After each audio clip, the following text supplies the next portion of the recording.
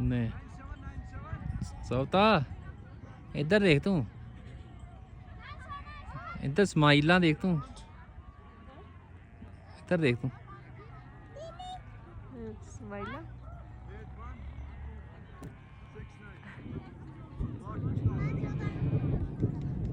साडी app भी बहुत है और एक एक्टिविटी करनी है।